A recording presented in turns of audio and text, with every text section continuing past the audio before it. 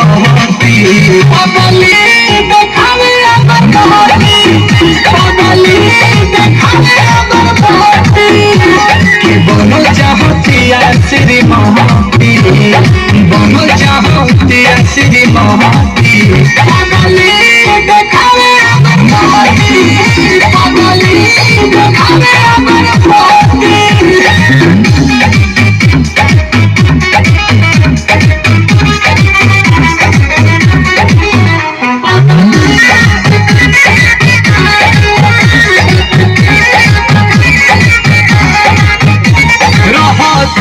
जागल भइल बिया पागल उमाने में हमरा के देवता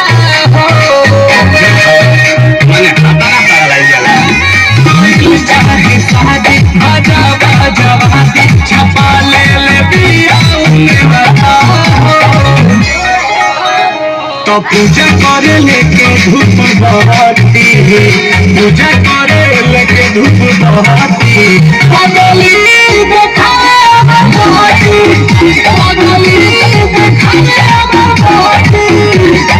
बनल चाहतिया श्री महती पगली देखावे अगर बहती पगली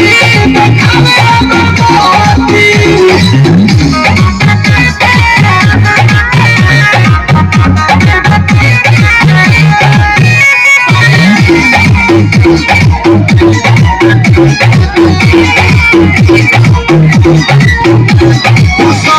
सवारे जाल घर पीछे पीछे आंसू के चला के हो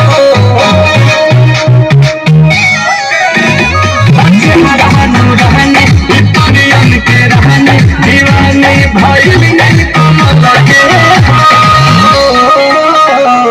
दूर न रहले को रहती दूर न रहले को रहती